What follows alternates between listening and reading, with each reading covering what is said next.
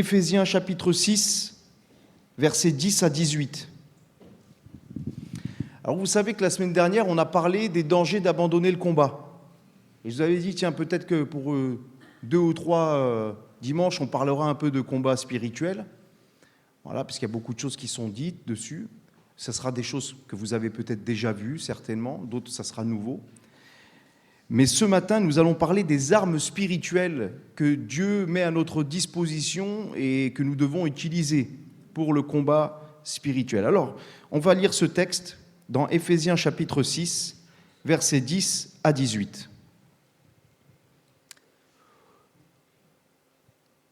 Au reste, fortifiez-vous dans le Seigneur et par sa force toute puissante.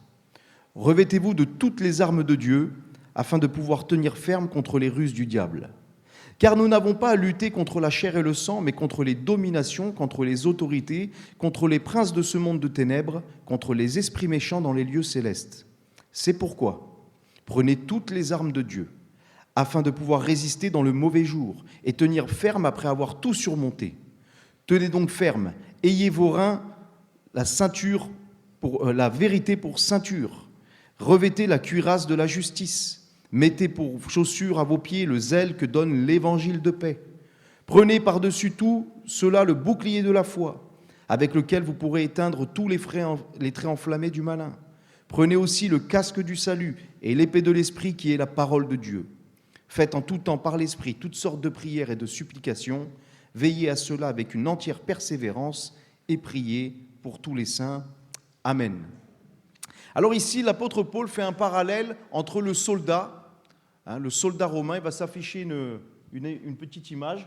C'est une image que vous pourrez retrouver sur Internet. Vous voyez, voilà l'armure et les armes d'un soldat. Et Paul va faire le parallèle entre un soldat donc terrestre et un soldat spirituel. Un soldat d'en haut, un soldat céleste, j'ai envie de dire. Voilà.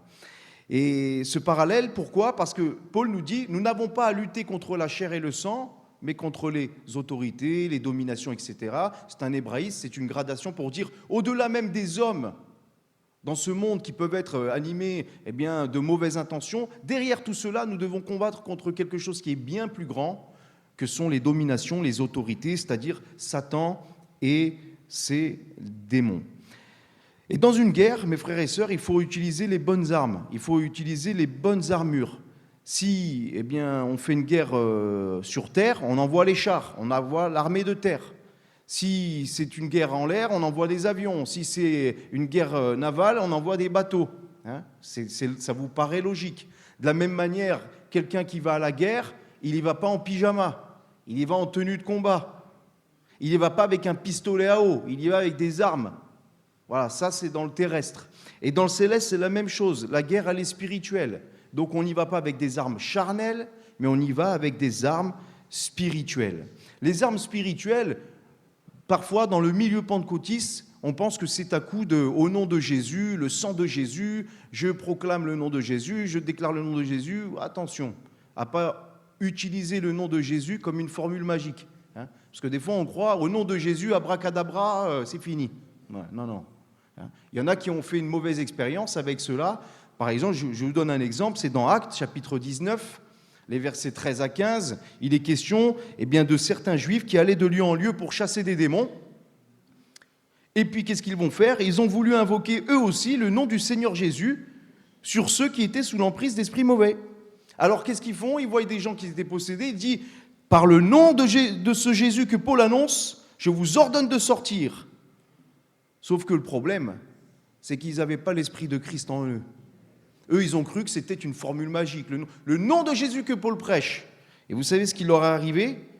L'esprit mauvais, au verset 15, va leur répondre, « Jésus, je le connais. » Parce que les démons connaissent Jésus. Les démons croient en Dieu et ils tremblent, nous dit la Bible.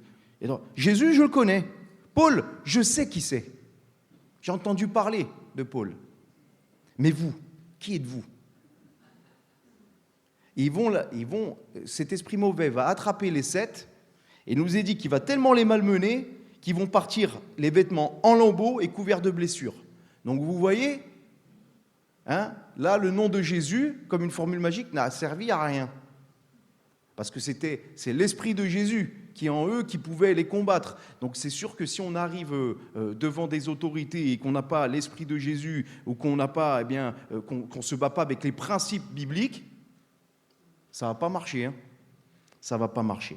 2 Corinthiens chapitre 10, versets 3 à 4 nous dit « Si nous marchons dans la chair, nous ne combattons pas selon la chair, car les armes avec lesquelles nous combattons ne sont pas charnelles, mais elles sont puissantes par la vertu de Dieu qui peut renverser les forteresses. » Alors on va voir ces armes que nous avons énumérées ensemble ce matin. Et la première, ou arme ou armure, hein, la première c'est la ceinture de la vérité. La ceinture de la vérité, ça me fait penser tout de suite à ces paroles de Jésus qui nous disait « Que vos reins soient saints et vos lampes allumées ». Qu'est-ce que c'est que vos reins soient saints ? À l'époque, dans le Moyen-Orient, les hommes travaillaient, mais ils n'avaient pas les mêmes vêtements que nous. Ils avaient des tuniques, alors ils mettaient une ceinture. Voilà. Et puis il fallait bien tenir, des fois il fallait remonter la tunique, bien la serrer pour pouvoir courir, travailler, marcher, enfin être à l'aise quoi. Être à l'aise.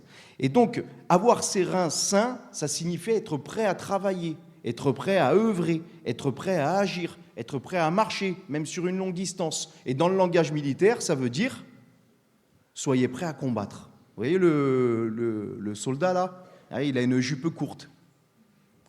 Eh bien, c'était parce qu'il pouvait courir comme ça. S'il avait la jupe longue, il ne pouvait pas courir. Donc, les reins sains, être prêt à combattre. Jean chapitre 8, verset 44 nous dit, c'est Jésus qui parle à certains hommes, qui dira, vous avez pour père le diable, vous voulez accomplir les désirs de votre père, il a été meurtrier dès le commencement, et il ne se tient pas dans la vérité, parce qu'il n'y a pas de vérité en lui. Lorsque le diable profère le mensonge, il parle de son propre fond, car il est menteur et père du mensonge. Donc on voit bien ici qu'il y a une opposition entre la vérité et le mensonge. La vérité, c'est Jésus. Vous connaissez ce passage. Jésus est le chemin, la vérité et la vie. Et le père du mensonge, c'est le diable. Et dès l'instant où nous laissons le mensonge dans notre vie ou que nous glissons dans le mensonge, nous pouvons laisser un accès. D'où l'importance de se tenir dans la vérité, d'être saint de vérité. Voilà. D'être prêt à toujours combattre dans la vérité. 3 Jean, chapitre 1, puisqu'il n'y en a qu'un, versets 3 et 4, Jean dit « J'ai été fort réjoui lorsque des frères sont arrivés et ont rendu témoignage de la vérité qui est en toi et de la manière dont tu marches dans la vérité. Je n'ai pas de plus grande joie que d'apprendre que mes enfants marchent dans la vérité. » Moi, je veux prendre cette parole comme venant de Dieu parce que c'est celle-là, c'est ce que c'est la parole de Dieu, elle vient de lui. Et c'est le Seigneur qui nous dit ce matin, je n'ai pas de plus grande joie, mes enfants, d'apprendre que vous marchez dans la vérité. C'est-à-dire que vous êtes des chrétiens vrais. Vous êtes des adorateurs en esprit et en vérité. La vérité de quoi ? La vérité de la sainte doctrine. La vérité, des commandements de Dieu. La vérité de l'attachement à la vérité. Être attaché à la vérité. La vérité qui est en nous, la vérité de la parole, la vérité dans notre cœur. Vous savez, il faut qu'on soit vrai avec nous-mêmes déjà et être vrai avec les autres. Des fois, on n'est pas vrai avec nous-mêmes. Des fois, on se fait un film. Mais il faut être vrai avec soi-même. Il faut être vrai quand on se place devant Dieu. Ça ne sert à rien de vouloir se placer devant Dieu et de vouloir cacher des choses. Non, sois vrai, ouvre ton cœur, déverse ton cœur, dis-lui les choses. Sois vrai avec les autres aussi. Alors, vous savez, il y a ce proverbe qui dit « Toutes les vérités ne sont pas bonnes à dire ». Et c'est vrai qu'il ne faut pas balancer tout ce qui nous passe par la tête à tout le monde, parce qu'on peut faire mal. Toutes vérités ne sont pas bonnes à dire, peut-être pas à ce moment-là, mais en tout cas, nous devons toujours dire la vérité. Ça, c'est une chose qui est sûre. Toujours dire la vérité. Pourquoi je dis des fois toutes vérités ne sont pas bonnes à dire ? C'est pas que la vérité n'est pas bonne, la vérité elle est bonne. Mais imaginez certaines situations que l'autre n'a pas besoin de savoir. Si vous lui dites tout, vous pouvez très bien le détruire. C'est pas le moment. Vous voyez, il y aurait tout un tas d'exemples à donner. C'est pas nécessaire parfois de tout dévoiler. On se souvient d'ailleurs, par exemple, je vous donne un exemple biblique, quand Dieu va envoyer Samuel pour oindre David comme roi. Samuel, il a peur, alors il va dire, mais qu'est-ce que je vais dire ? Parce que Saül, il va me faire tuer, lui. Il dit, tu diras, tu vas là-bas, pour offrir un sacrifice. Et c'était la vérité. mais il n'avait pas dit qu'il va offrir un sacrifice et oindre un nouveau roi. Oui, il n'y a pas de mensonge là, c'est la vérité. Donc c'est dans ce sens-là que je veux le dire, ok, que personne ne se méprenne. Toujours dire la vérité, toujours être dans la vérité dans notre témoignage, la vérité dans nos actions, dans nos paroles, et le témoignage aussi de la vérité, de parler de la vérité, de celui qui est la vérité, pas de petits mensonges. Vous savez que si on est dans le mensonge et qu'on n'est pas dans la vérité, on donne un accès et notre témoignage est faible. On pourra dire toute la journée, il est vaincu, le diable, il est sous mes pieds, il est vaincu. Mais si tu es menteur, ou que tu triches, ou que tu fais l'anguille, ben non, il n'est pas vainqueur là. Tu n'es pas vainqueur. Au contraire, le père du mensonge a eu un accès. Eh oui, vous savez, c'est ça, il faut, dans tous les domaines de notre vie, tous les domaines de notre vie. Des fois, je ne sais pas moi, quelqu'un dira, je travaille, mais bon, de temps en temps, je fais des bricoles au black. Ça m'aide bien pour les fins de mois. Oui, je comprends, c'est difficile, les fins de mois. Comme disait un humoriste, les fins de mois sont difficiles, surtout les 30 derniers jours. Et c'est vrai, parfois. Alors on se dit des fois, tiens, on me propose un petit billet, Seigneur, tu connais toutes choses. Et puis tu connais ma situation, et puis je travaille, je fais rien de mal. Ouais, mais tu fais quelque chose de mal, pourquoi ? Parce que Jésus, il a dit, rendez à César ce qui est à César et à Dieu ce qui est à Dieu.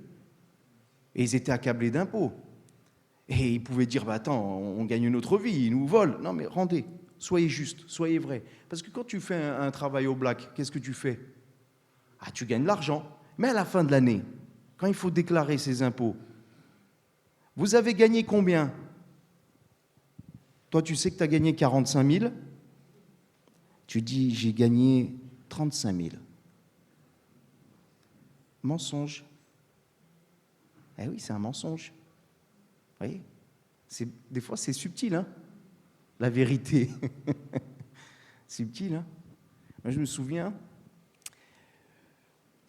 quand j'ai vendu ma maison, pour partir dans le ministère, je vends la maison, mais à l'époque, avant de vendre ma maison, j'avais des luttes avec ça, parce qu'avant de me convertir, moi, j'aimais bien, justement, tricher un peu. Et quand j'ai acheté ma maison, un moment, je voulais faire une ouverture pour faire un appartement. Bref, l'ouverture, il faut la déclarer quand vous faites. Et même que j'étais converti, j'ai eu une tentation, j'ai dit, attends, je la déclare ou je la déclare pas ? Parce que si je la déclare, ils vont le savoir, ma taxe foncière va augmenter, et en plus ceci, en plus cela. Ah oui, la tentation là, mais j'ai dit, non, Seigneur, je vais le faire. Je vais faire tout nickel. Bon, ma taxe foncière a doublé. Voilà, je t'ai dégoûté, mais je l'ai fait. Je l'ai déclaré. Bon, fin de l'histoire. Sauf que, quelques années plus tard, donc je rentre dans le ministère et je vais vendre ma maison pour pouvoir partir, être disponible. Je vends la maison et quelqu'un me l'achète, et figurez-vous que ce quelqu'un avait eu une femme qui commençait à aller dans une église évangélique qui s'approchait du Seigneur. Et quand elle a appris que je partais, je vendais la maison pour ça, elle s'est dit, oh là là, c'est incroyable, on achète votre maison. On passe chez le notaire, et le notaire, il avait des plans, enfin il avait des choses au cadastre, tout ça. Il dit, mais monsieur, là, il y avait, sur les plans qu'on avait anciens, il n'y a pas déclaré ça, la fenêtre, tout ça. Vous avez la déclaration ? Je fais, oui, je l'ai faite. Ah, c'est bon alors. Sinon, ça aurait bloqué la vente. Vous imaginez si je n'avais pas déclaré ? Oh, le pasteur qui arrive le jour de la vente, qui a menti, qui n'a pas déclaré. C'est bien comme témoignage, ça. Vous voyez ? Il n'y a pas de petits mensonges. Pour vous dire, il faut avoir la ceinture, la ceinture de la vérité à nos reins. Pourquoi ? Parce que lorsque nous sommes vrais, eh bien, lorsque nous marchons, nous agissons, nous travaillons dans la vérité, avec vérité, tu combats l'ennemi. Parce que tu combats le père du mensonge et tu ne lui laisses pas d'accès. Et souvent, un mensonge, il peut nous amener à un autre mensonge. Mais celui qui est dans la vérité, il est inébranlable. Il craint rien du tout. Tu es vrai. Qu'est-ce que tu vas craindre ? Tu es dans le vrai. Eh oui. Le deuxième élément de cette armure, c'est la cuirasse de la justice. Vous savez que Satan veut porter des coups mortels aux chrétiens. Il veut par exemple lui rappeler ses fautes du passé. Tu vas louer le Seigneur, toi, ce matin. Rappelle-toi qui tu es vraiment. Tu dis que tu es chrétien, mais rappelle-toi d'où tu es sorti, ce que tu as fait, et ceci et cela. Hein. Et puis tu es imparfait, et puis tu t'es manqué cette semaine. Cette semaine, tu n'as fait que des manquements. Et là, tu vas prendre le pain et le vin maintenant. Tu vas faire le chrétien devant tout le monde. Tu vas prier, tu vas ouvrir ta bouche. Alors qu'hier, tu as dit ceci, tu as dit cela. Mais mes frères et sœurs, qui est parfait ici ce matin? Qui est parfait là? Il y a quelqu'un qui est parfait? Attention, hein? Parce qu'on a dit qu'il ne fallait pas mentir juste avant. Personne n'est parfait. Mais le diable, lui, il aime te rappeler ces choses. Il aime te rappeler ses petits défauts. Il aime te rappeler ton indignité, te culpabiliser, t'accuser. On a un exemple dans la Bible, c'est dans Zacharie, chapitre 3, versets 1 à 4. Il va avoir une vision, Zacharie. Il va voir Josué, le souverain sacrificateur, debout devant l'ange de l'Éternel. Et Satan, qui se tenait à sa droite pour l'accuser. L'Éternel dit à Satan que l'Éternel te réprime, Satan, que l'Éternel te réprime, lui qui a choisi Jérusalem. N'est-ce pas là un tison arraché du feu? Or Josué était couvert de vêtements sales. Il se tenait debout devant l'ange. L'ange, prenant la parole, dit à ceux qui étaient devant lui, « ôtez-lui les vêtements sales !» Puis il dit à Josué, « Vois, je t'enlève ton iniquité et je te revêt d'habits de fête. » Ici, un beau passage merveilleux. On voit un homme, pourtant c'est le souverain sacrificateur. Hein. D'ailleurs, s'il y a un homme qui était bien saint à cette époque, c'était bien lui. Hein. Celui qui était bien, on va dire, au-dessus de la mêlée, entre guillemets, c'était bien lui. Et pourtant, il a des vêtements sales. Et Satan qui l'accuse. Mais déjà là, on a une préfiguration de la justice que Christ va accorder ici. Et il va dire, ôtez-lui ses vêtements sales. Mettez-lui des vêtements propres. Ça me fait penser à la parabole du fils prodigue. Donnez-lui une tunique, un anneau, des souliers. Réjouissons-nous, car mon fils qui était mort est revenu à la vie. Hein? Il était perdu, mais il est retrouvé. Et ici, c'est Dieu lui-même qui va justifier son serviteur, qui va le rendre pur, qui va le rendre juste. Mes frères et sœurs, lorsque l'ennemi de ton âme vient mettre le doigt sur ton imperfection, ton indignité, ta culpabilité, te rappeler les choses du passé, ou venir mettre l'accent dessus et te dire tu n'as plus d'espoir. Souviens-toi que la cuirasse que tu portes, c'est la cuirasse de la justice, non pas de la tienne, mais de la justice de Christ. Parce que c'est revêtu par les vêtements de Christ que tu viens. C'est au travers du sang de Christ, de l'œuvre de Christ que tu te présentes devant Dieu. Et le Seigneur, s'il t'accepte dans sa présence et qu'il fait de toi son enfant, c'est par les vertus et les mérites de la justice de Christ. C'est pour cela que l'Épître aux Romains, chapitre 8, versets 31 à 34, nous dit « Que dirons-nous donc à l'égard de ces choses? Si Dieu est pour nous, qui sera contre nous? Lui qui n'a point épargné son Fils, mais qui l'a livré pour nous tous, comment ne nous donnera pas aussi toutes choses avec lui? Qui accusera les élus de Dieu? Qui les accusera? C'est Dieu qui justifie. Qui les condamnera? Christ est mort, bien plus, il est ressuscité, il est à la droite de Dieu et il intercède pour nous. Quand Satan vient t'accuser, te rappeler des choses, rappelle-toi de l'œuvre de Christ. Rappelle-toi que Jésus est vivant, il est à la droite de Dieu, il intercède pour toi.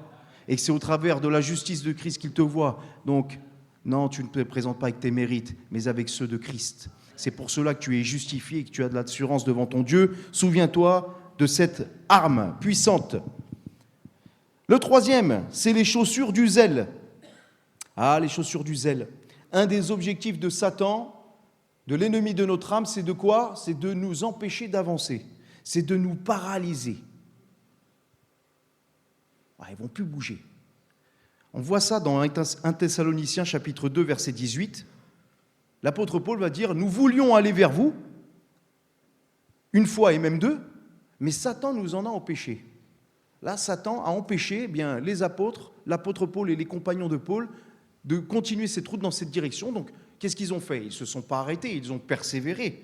Ils ont persévéré pourquoi? Parce qu'ils étaient chaussés des chaussures du zèle que donne l'évangile de paix. Un soldat qui a ses chaussures aux pieds, ou ses sandales à l'époque, c'était un soldat qui était disponible, qui était prêt à partir au combat. Souvent, quand en temps de guerre, ils disent « Restez habillés, gardez vos vêtements ». Parce que s'il faut partir de suite. Quand l'alarme va sonner, ce n'est pas le moment de dire attendez, c'est pas comme à la maison avec les enfants. Hein. C'est pas le temps, allez, on va s'habiller, prendre la douche, je vais mettre mes chaussures tranquilles. Non, non, non. Quand l'alarme elle sonne, elle sonne. Et le chrétien, il doit avoir à ses pieds les chaussures de l'évangile les chaussures du zèle que donne l'évangile de paix. Pourquoi ? La grâce de Dieu nous a bouleversés, mes frères et sœurs.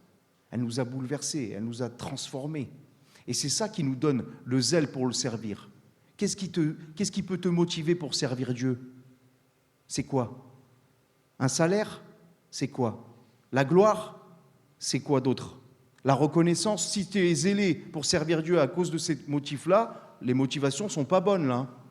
Ce qui doit nous motiver et nous pousser à servir Dieu, c'est parce qu'il nous a sauvés. C'est parce qu'il nous a délivrés. Qu'est-ce qui te pousse à venir dans ce lieu, un dimanche matin pluvieux où il fait 3 degrés, ici ? C'est pourquoi ? Parce que l'amour de Dieu t'a confondu. Parce que tu es reconnaissant envers ton Seigneur et tu as envie de chanter des cantiques, des louanges et le prier au milieu de tes frères et sœurs. C'est ça qui doit te pousser.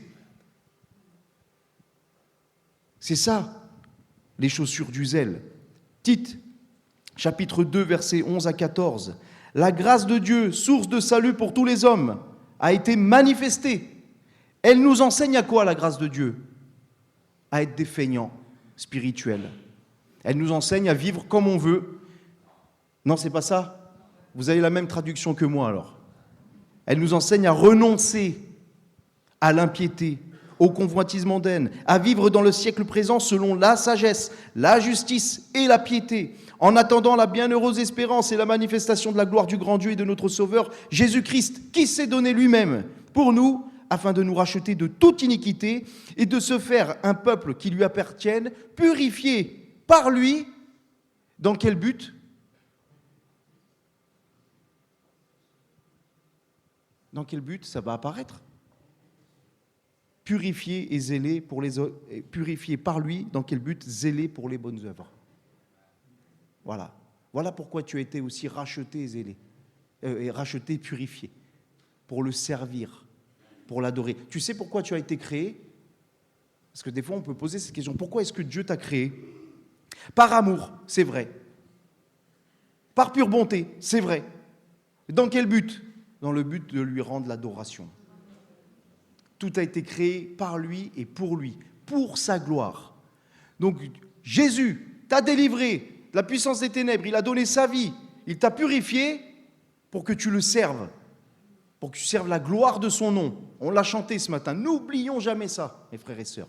N'oublions jamais que toute la gloire revient à Dieu, que toute la gloire est pour Dieu, que toute la gloire est pour le Seigneur. Et c'est ça qui doit nous motiver. Je veux servir le Seigneur, je veux avoir un témoignage pour glorifier son nom. Romains chapitre 12, verset 11 nous dit « Ayez du zèle et non de la paresse. Soyez fervents d'esprit, servez le Seigneur. » J'aime bien ce passage, ça nous bouge là. Hein, parce que des fois, on pourrait être dans nos pantoufles. Nous, des fois, par contre, le pyjama spirituel, on le met. Hein. Allez, ce n'est pas les chaussures du zèle de l'évangile que donne l'évangile de paix. Nous, c'est les chaussons, les pantoufles que donne l'évangile. T'es venu comment ce matin ? Je suis venu en pantoufles. T'as vu mes chaussons ? Ils sont beaux, hein ? C'est pas les bonnes chaussures. T'as pas pris les bonnes chaussures. Quand tu sors dehors, tu mets des bottes ou des chaussures de pluie. Bon, je dis ça, regardez, j'ai mis des chaussures en toile. Ben j'avais que ça. Voilà. Mais par contre, les chaussures de l'évangile de paix, du zèle que donne l'évangile de paix, celles-là, tu as accès gratuitement auprès de Dieu. C'est ce zèle de le servir, c'est cette ferveur d'esprit, cette ferveur de vouloir glorifier le nom du Seigneur. Ésaïe chapitre 52, verset 7. Qu'ils sont beaux sur les montagnes, les pieds de celui qui apporte de bonnes nouvelles, qui publie la paix, de celui qui apporte de bonnes nouvelles, qui publie le salut, de celui qui dit à Sion, ton Dieu règne. Satan, il apporte quoi ? La mort, la destruction, la dépression, la détresse. C'est ce qu'il apporte, Satan. Mais le Seigneur Jésus qui t'a sauvé, t'a donné ces souliers-là, ces chaussures du zèle que donne l'évangile de paix, c'est pour que tu apportes la consolation, la guérison, la délivrance, la joie, l'espérance, que tu témoignes de l'évangile pour arracher des âmes à l'enfer. et à la condamnation éternelle, pour que tu les amènes et tu les réconcilies avec Dieu, et que tu gagnes des lignes en territoire ennemi. C'est un combat là, hein, entre le mal et le bien, entre les ténèbres et la lumière. Et nous sommes les soldats de Dieu. Vous savez que les sandales des Romains, à l'époque, elles étaient cloutées en dessous. Ouais, pour ne pas glisser exactement. Vous voyez, il y a le frère qui confirme. C'est-à-dire que je ne dis pas des bêtises. Hein. Je ne voulais pas inventer ça. Ils étaient cloutés pour ne pas glisser, pour ne pas déraper, pour adhérer au sol. Et les chaussures du zèle que donne l'évangile de paix, c'est pareil. Eh bien, elles nous donnent de rester attachés au Seigneur. Et les crampons qui te donnent de rester attaché au Seigneur, de ne pas glisser, c'est quoi? C'est l'obéissance. L'obéissance à sa parole. Elle te préserve de toute glissade. Quand tu obéis à la parole de Dieu, tu ne glisseras pas. Quand tu commences à désobéir, tu glisses. Voilà. Tu glisses, eh oui. Acte 13, verset 43. Paul et Barnabas, eh bien, ils allaient visiter les disciples, les chrétiens, et qu'est-ce qu'ils leur disaient pour les encourager? Il leur disait, restez attachés à la grâce de Dieu. Attachez-vous à la grâce de Dieu. Reste attaché au Seigneur, reste cramponné au Seigneur. Reste cramponné au Seigneur. Jérémie chapitre 7, verset 23. Écoutez ma voix et je serai votre Dieu et vous serez mon peuple. Marchez dans toutes les voies que je vous prescris, afin que vous soyez heureux. Jude, verset 24, nous dit, celui qui peut vous préserver de toute chute, c'est qui? C'est le Seigneur Jésus. Restez attachés à la grâce de Dieu. Garde les souliers, les chaussures du zèle que donne l'évangile de paix. Quatrième élément, c'est le bouclier de la foi. Vous êtes avec moi là, toujours? Ça va? Bouclier de la foi. Dans les guerres antiques, ils jetaient des flèches enflammées. Hein, vous avez déjà vu ça dans les films. Hein. Ils prennent, ils mettent du bitume, je ne sais pas quoi dessus, tac, ils jettent. Et puis c'était pour enflammer tout le camp et tout ça. Bon. Alors les Romains, ils ont inventé un beau bouclier qui s'appelait le scutum, dites-le comme vous voulez. Et ce bouclier, comme on l'a vu sur l'armure, il pouvait protéger tout le corps entier. Hein. D'ailleurs, je ne sais pas si vous avez déjà lu les bandes dessinées d'Astérix, mais on voit souvent dans Astérix, hein, les Romains, ils allaient et puis ils mettaient les boucliers comme ça, on voit les formations de Romains et tout ça. Ben ça se faisait, hein. Tout n'est pas vrai, mais il y avait des choses qui étaient vraies. Et donc, ça les protégeait contre les attaques, contre ces flèches justement enflammées. Et nous savons que Satan a plus d'une flèche à son arc, une flèche enflammée, une flèche empoisonnée, pour essayer de déstabiliser la foi du chrétien. Alors, c'est les flèches enflammées de quoi? De la critique, du mensonge, de la médisance, du doute, de la séduction, de la tentation, de la peur, de la déception, de la persécution. Vous voyez, tout ça, c'est des petites flèches. Et on s'en prend quelques-unes des flèches comme ça. Je ne sais pas vous, mais si tu n'as pas ton bouclier, une flèche, ça fait mal. Surtout quand elle est enflammée. Eh oui, le psaume 11, versets 2 à 3 nous dit « Voici les méchants bandent l'arc, ils ajustent leurs flèches sur la corde pour tirer dans l'ombre sur ceux dont le cœur est droit. Quand les fondements sont reversés, le juste, que fera-t-il » Si tu n'as pas le bouclier de la foi, quand Satan t'envoie une flèche enflammée, elle percute ton cœur, elle rentre dans ton être, tu sais ce qu'elle peut faire? Embraser. Elle peut t'embraser. Comme une flèche pouvait embraser un village entier, une ville assiégée en entier, elle peut t'embraser. Parce que des fois, il suffit d'une petite flèche, juste vous savez, qui passe dans le défaut de la cuirasse. Hein? Et cette flèche-là, tu ne sais pas pourquoi, tu as supporté plein de flèches avec ton bouclier, déjà, tu en as paré plein, et là, il y en a une qui passe, et celle-là, je ne sais pas, la flèche du doute. Et d'un coup, tu commences à douter de tout. Est-ce que Dieu m'aime? Est-ce que Dieu m'a réellement sauvé? Est-ce que je suis déjà né de nouveau? Est-ce que ceci? Est-ce que cela? Est-ce que tu es là, Seigneur? Ça y est, ça brûle. Ça commence à te consumer. Prends le bouclier de la foi. Le bouclier de la foi, eh bien, c'est de se rappeler des paroles de Dieu. La foi, vous savez, ça vient du latin fides, qui veut dire confiance. C'est-à-dire avoir confiance en Dieu, avoir confiance dans sa parole. Je vous en donne un, psaume 28, verset 7. il va s'afficher. Le psaume 28, verset 7 nous dit « L'Éternel est ma force et mon bouclier. En lui, mon cœur se confie et je suis secouru. J'ai de l'allégresse dans le cœur et je le loue par mes chants. » Eh oui, l'Éternel est ma force, il est mon bouclier, c'est lui mon bouclier. Quand je reçois les traits enflammés du malin, eh bien, Seigneur, je garde confiance en toi, parce que je sais que toi, tu ne faillis pas, que tu tiens toujours ton engagement. Vous vous souvenez quand vous vous êtes fait baptiser? Le baptême, c'est quoi? C'est un bain rituel, c'est un bain magique. C'est de l'eau magique au baptême. Alors, c'est de l'eau du robinet, voilà. C'est exactement vous savez, on a un ballon d'eau chaude derrière. Pour ceux qui connaissent les coulisses, ben, si un jour vous voulez visiter le château, vous venez, il y a un ballon d'eau chaude derrière, et ce ballon d'eau chaude, il alimente l'évier et le baptistère, et c'est le même. Non, le baptême, c'est quoi? Ça représente l'engagement d'une bonne conscience envers Dieu, et tellement d'autres choses. Et que Dieu fasse, c'est bien que nous ayons beaucoup de baptêmes, le témoignage de nouvelles naissances ici dans ce lieu, pour nous donner en plus l'occasion d'en reparler. Mais tout cela pour vous dire que lorsque vous vous êtes fait baptiser, vous vous êtes engagé avec Dieu.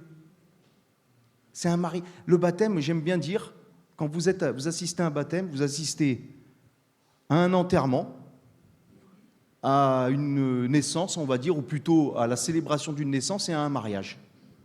Pourquoi? Parce qu'on célèbre un homme, une femme ancienne qui est morte, qui est ressuscitée en nouveauté de vie et qui s'engage avec son fiancé. C'est le premier engagement du chrétien, né de nouveau, que le baptême. Et donc, c'est l'engagement d'une bonne conscience avec Dieu. Ça veut dire, tu t'es engagé avec le Seigneur. Mais ce qui est bon de te rappeler et de ne jamais oublier, c'est que quand toi, tu t'engages avec lui, tu es faillible.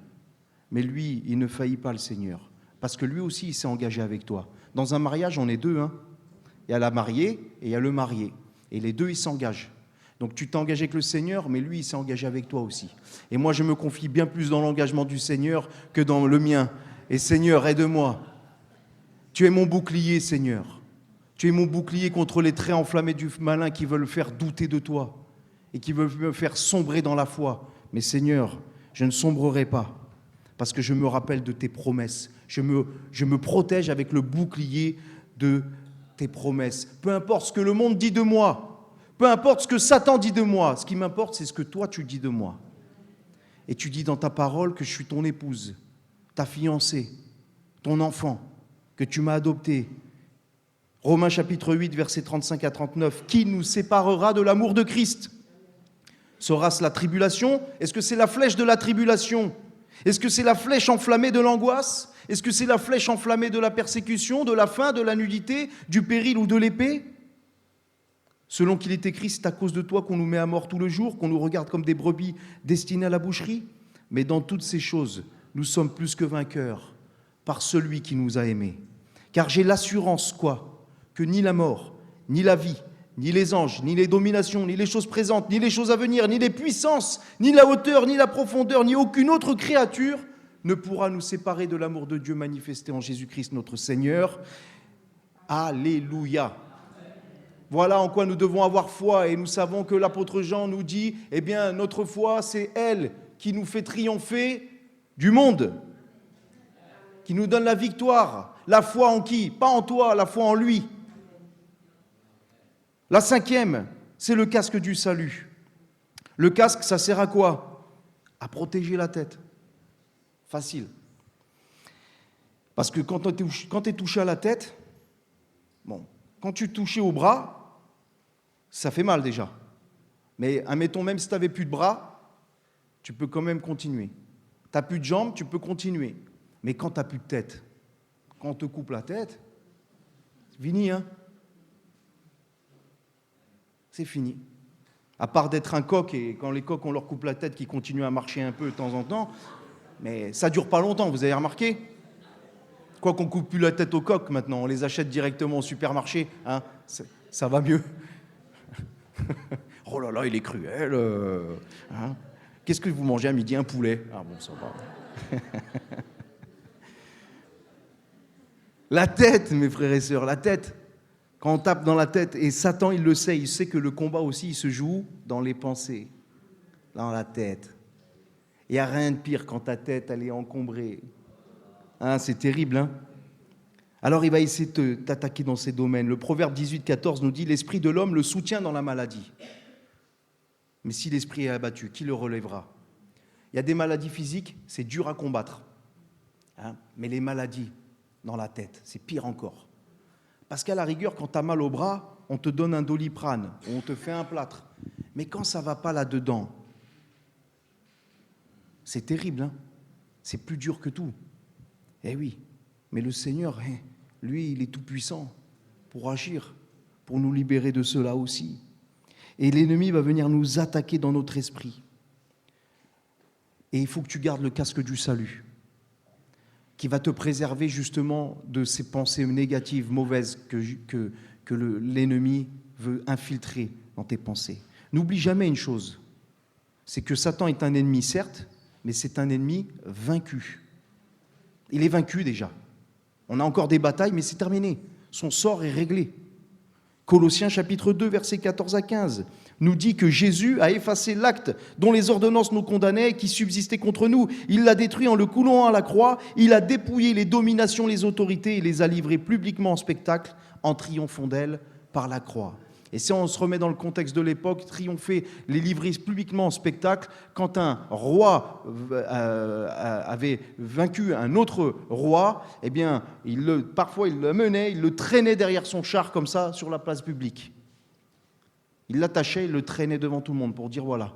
Eh bien, Jésus a vaincu et a publiquement livré en spectacle Satan et ses anges en montant qu'il est le grand vainqueur de Golgotha. Et la Bible nous dit que nous sommes plus que vainqueurs. Eh bien, par celui qui nous a aimés, nous sommes plus que vainqueurs. Donc, Satan est un ennemi, certes, c'est un ennemi vaincu, et il faut que tu te rappelles de cela. Il faut que tu gardes le casque de l'espérance du salut, dont nous parle Paul aux Thessaloniciens.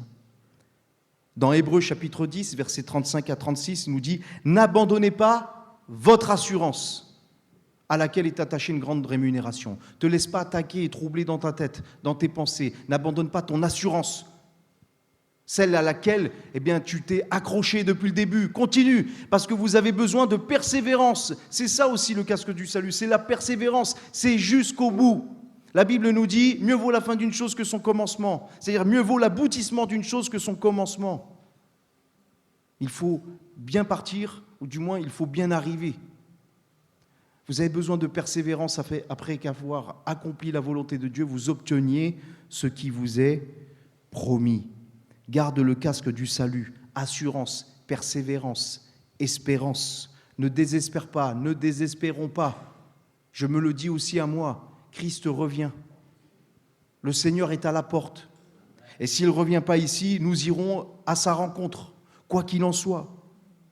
Redressez vos têtes, levez vos têtes, car la délivrance approche, nous dit Jésus. Et le Dieu de paix écrasera bientôt Satan sous vos pieds.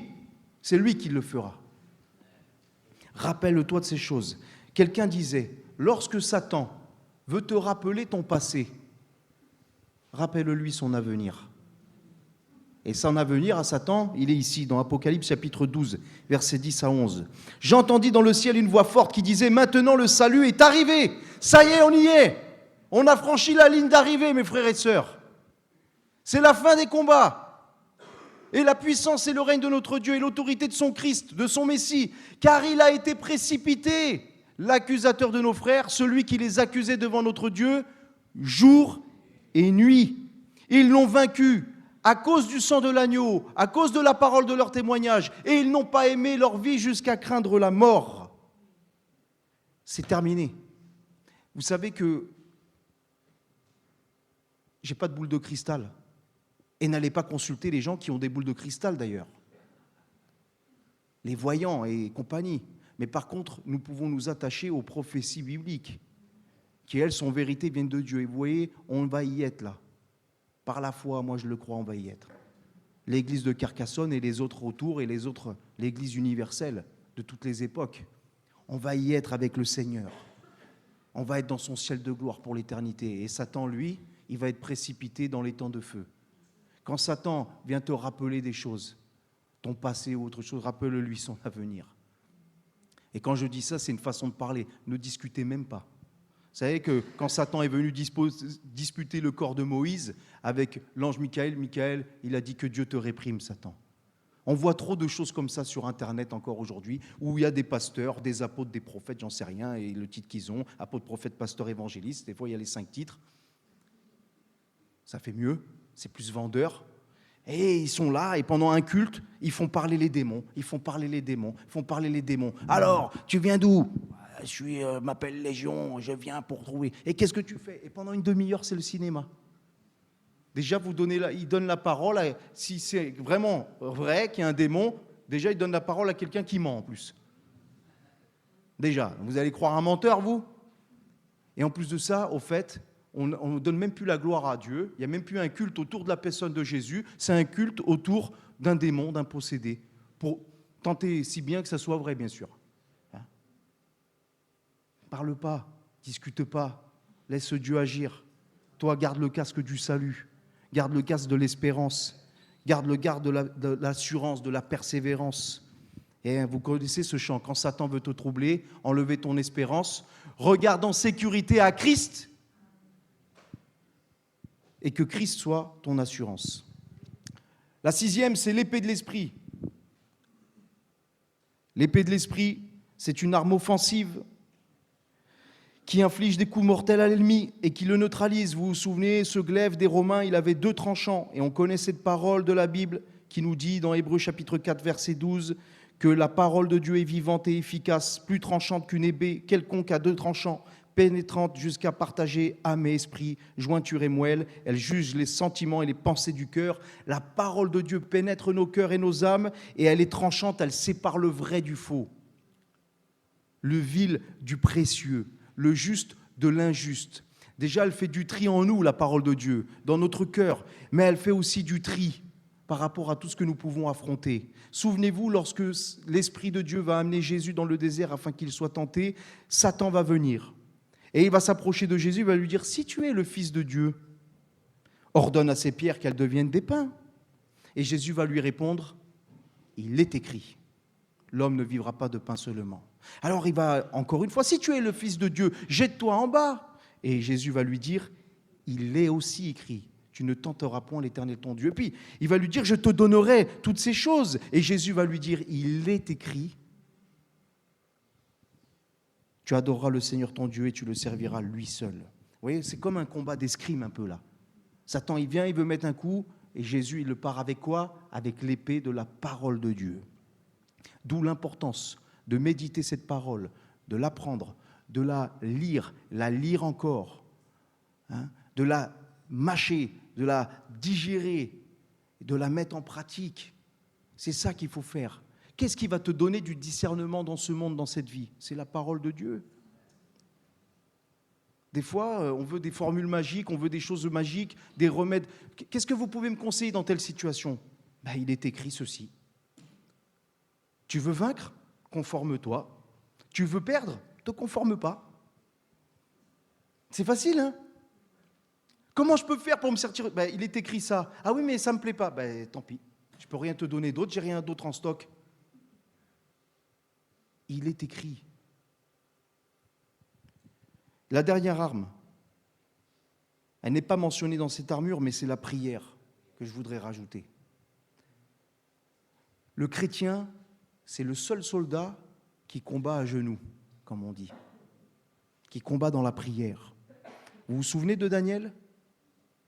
Daniel, chapitre 10, versets 12 à 13, il va prier, il va demander au Seigneur, et Dieu va envoyer son ange pour dire à Daniel, ne crains rien, car dès le premier jour où tu as eu à cœur de comprendre et de t'humilier devant ton Dieu, tes paroles ont été entendues, c'est-à-dire qu'il était en prière. Et c'est à cause de tes prières que je viens, de tes paroles que je viens.